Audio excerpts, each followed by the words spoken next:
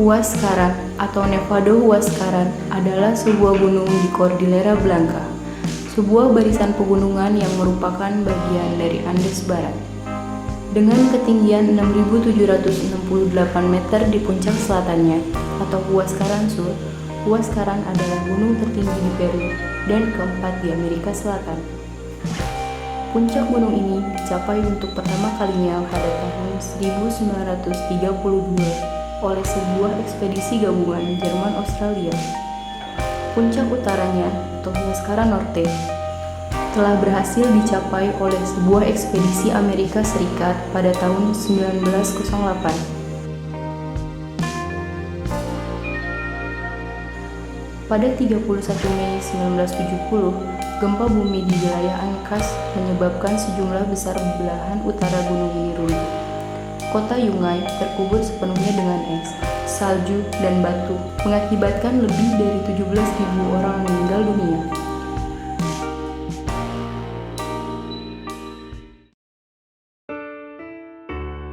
Agustus merupakan awal yang penuh kebahagiaan bagi Unsud, tepatnya bagi keluarga UPL MPA Unsud. Sebuah pro kegiatan besar yang dinanti-nantikan selama bertahun-tahun akhirnya dapat terlaksana. Hari ini, atlet ekspedisi Sudirman 6 melaksanakan pelepasan di gedung Rektorat lantai 1 Unsud. Anggota, alumni, kerabat, pejabat, sampai pers hadir dan ikut merasakan kebahagiaan ini. Atlet dilepas secara langsung oleh Wakil Rektor Bidang Kemahasiswaan dan alumni Unsud.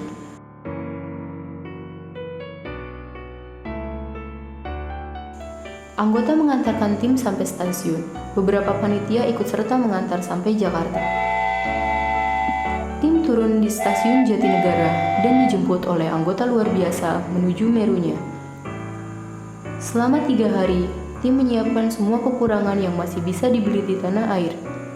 Beberapa senior menjenguk tim ekspedisi dan memberikan semangat. Pada tanggal 4 Agustus, atlet meninggalkan tanah air dari Bandara Suta. Rute transportasi dari Jakarta, Kuala Lumpur, Amsterdam, lalu ke Lima. Kita udah semakin dekat dengan daratan. Tuh, bahkan di kota segede Amsterdam aja masih banyak yang namanya taman, hutan, dan itu sangat-sangat rapi. Bisa dilihat di sini ya.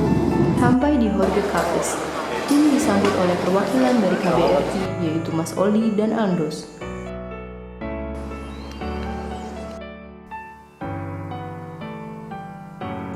Untuk menuju ke tempat pendakian atau di Desa Muso, tim diantar oleh Mas Arya dari KBRI menuju All Turosa.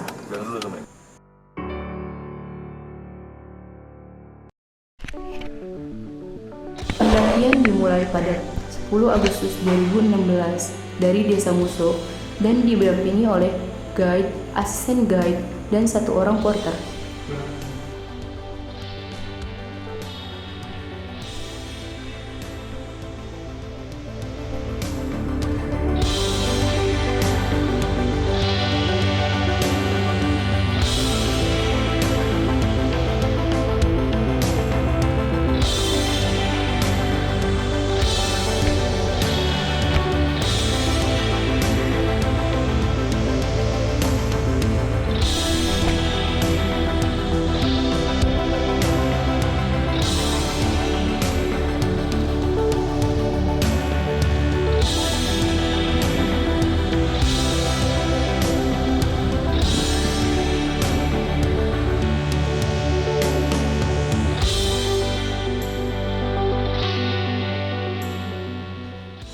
Selama 3 hari, tim melaksanakan aklimatisasi dengan rute base camp, Refugio Don Bosco secara bolak-balik.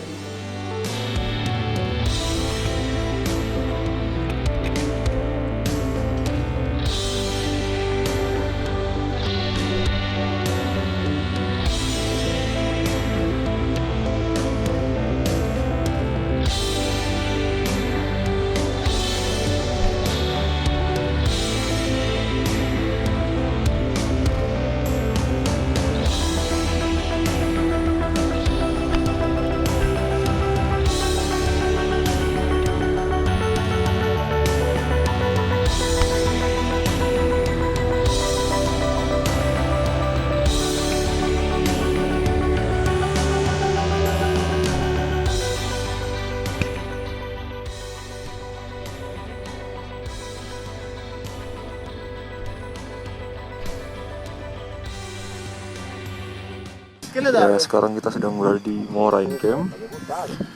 Bisa lihat itu tenda kita. Itu Refugio Don Bosco. Kita dapat trouble sedikit, Ariel lagi kena MS ya.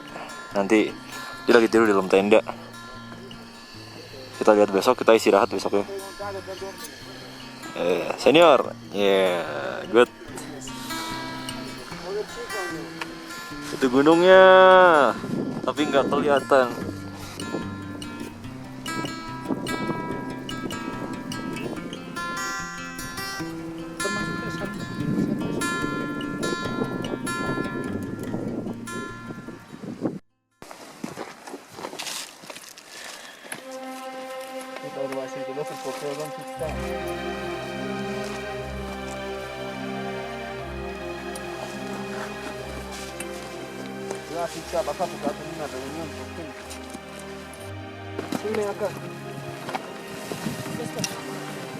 Kurang enak dokumentasi buat diri sih.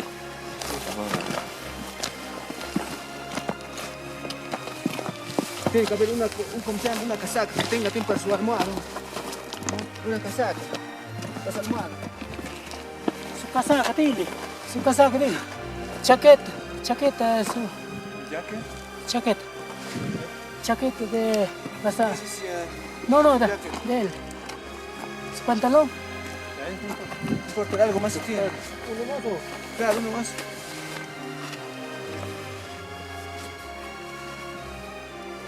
Uno más. Itu punya siapa, Ci? Hah? Banyak apa ini? Cuma bener kok. Karena colek saya pada poin ini.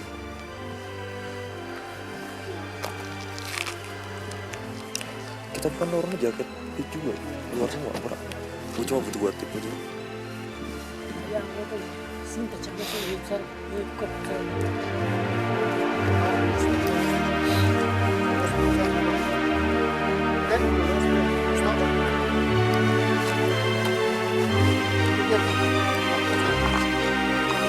Al vestido como ya tak jatuh itu ya macam mau Langsung bujal. sih semua Tunggu kita di bawah, bro. Nah, ini kita berada di Moraine Camp. Kita cuma tinggal berdua ya. Nih, biasanya di sini tuh ada Arijal. Tapi Arijal tadi malam dievakuasi karena kena AMS. Jadi kita tinggal berdua di sini. Nih, untuk kedepannya, ya insya Allah kita lanjut berdua sama Porter, sama Guide, sama Tini. Tapi yang dari Indonesia kita cuma tinggal berdua sama aku sama Aji. Berharap aja semoga berdua ini bisa berhasil. Amin. Hari kelima di Moraine Camp, tim gunakan untuk beristirahat sambil menunggu rombongan porter dan guide yang membawa turun Arizal. Karena kondisi yang tidak memungkinkan, akhirnya setelah berkoordinasi, tim memutuskan melanjutkan pendakian tanpa Arizal. Hingga sore hari, barulah rombongan porter datang yang dilanjutkan dengan diskusi teknis pendakian berikutnya.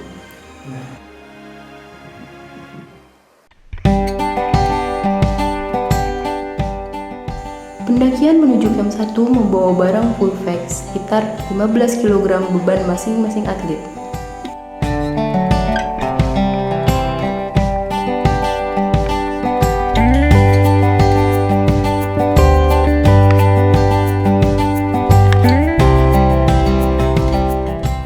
Tim mendekati dengan pelan namun pasti dengan Oscar sebagai pemimpin jalan. Menuju Camp 1, perasaan tim dilanda kecemasan karena sering terdengar runtuhan salju dari La Canaleta.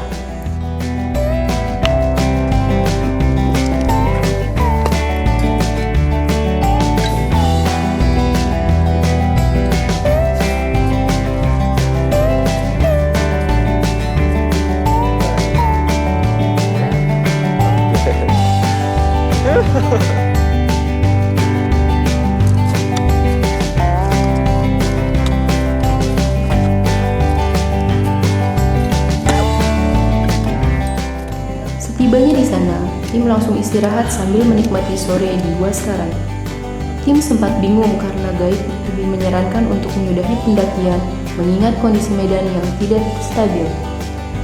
Koordinasi demi koordinasi terus dilakukan, baik dengan pihak Pix Peru maupun panitia di Indonesia mengenai keadaan ini. Namun tetap saja keputusan berada di tangan atlet hingga akhirnya tim memutuskan untuk melanjutkan perjalanan naik. Tim naik dengan catatan harus bergerak cepat dan memulai aktivitas jauh lebih pagi supaya menghindari longsoran. Pagi buta kami bergegas ke camp 2. Berbekal keyakinan dan doa, tim menapaki salju yang semakin curam menuju tantangan terberat di Huascarán, yaitulah Canaleta. Saat ini kita sedang bergerak menuju camp 1. Sekitar pukul 5 pagi setelah memutar jalan menghindari crevasse super besar, kami akhirnya tiba di bibir La Canaleta ini. Tim mencoba naik sampai ketinggian sekitar 40 meter. Namun semua usaha itu seolah sia-sia karena waktu yang digunakan di sini terlampau banyak. Dengan kondisi tim yang sudah pada batasnya dan saran dari guide, akhirnya tim menyerah dan memutuskan untuk turun kembali. Hasta el inicio de Canaleta más o menos unos 20 metros de subida, pero es un peligro para toda la gente, ¿no? Porque berat memang rasanya karena tidak berhasil melewati tantangan tersebut. Namun, keselamatan tetaplah yang utama. Ke 7 operasional pendakian Huascarán. Kita tadi udah naik ke La Canaleta, tapi medannya terlalu berat. Pertama saya mohon maaf sama Obel.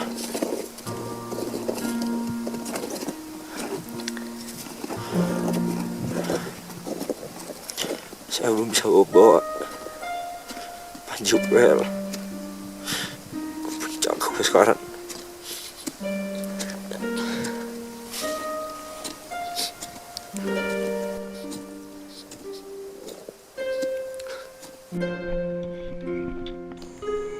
Setelah itu kami kembali ke base camp.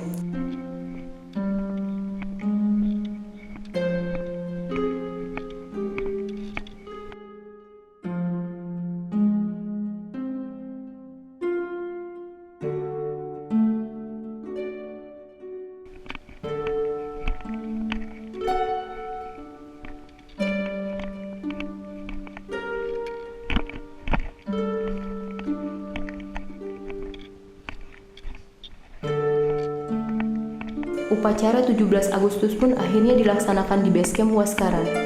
Upacara dilakukan dengan penghormatan terhadap Sang Saka Merah Putih serta ucapan selamat hari kemerdekaan dari porter.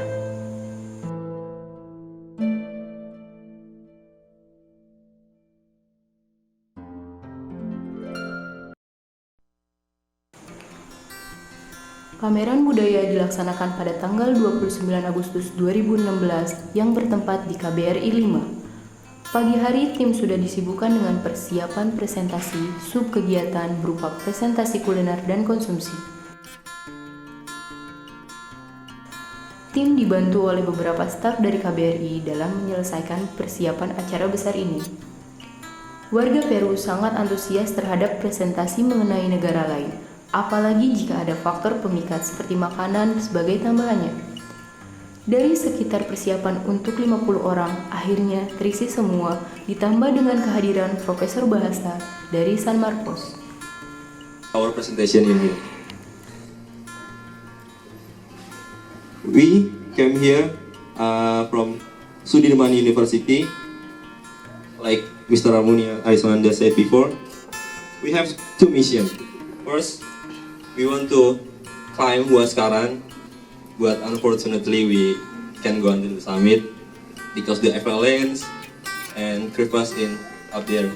But we still make celebration in our Independence Day, 17 Agustus. And Presentasi dibagi menjadi 3 sesi, yaitu pra dan destinasi wisata dibawakan oleh Dwi Novian Arbi. Pertunjukan alat kebudayaan oleh Aji Kurniawan. Or wayang golek made from wood. Wood or bamboo. And the second differences is, can you see that wayang kulit just have 2 dimension, but in wayang golek have. Dan penutup, ada Arizal yang mempresentasikan kuliner Indonesia. Akhir acara, audiens diarahkan menuju ruang makan di mana makanan sudah siap disajikan di meja makan. it's called molen. Molen. Molen. In our country, molen. Delicious.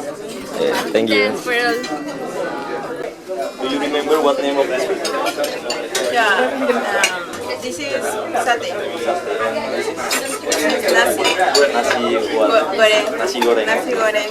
Why do you pick this food from the 5? Excuse me. Well, in Peru we always eat nasi. Nasi. Yeah. I like ayam, so I choose sate ayam. And I like kiwi. Cámara de Diputados, Salazar. Salazar, Jackson. Este es de la Cámara de Diputados del Congreso.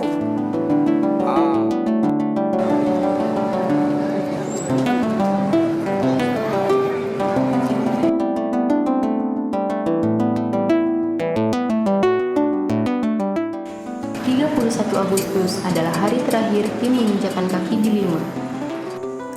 Sebelum pulang, tim berpamitan dengan Dubes Peru, yaitu Munir Arisonanda, untuk Indonesia.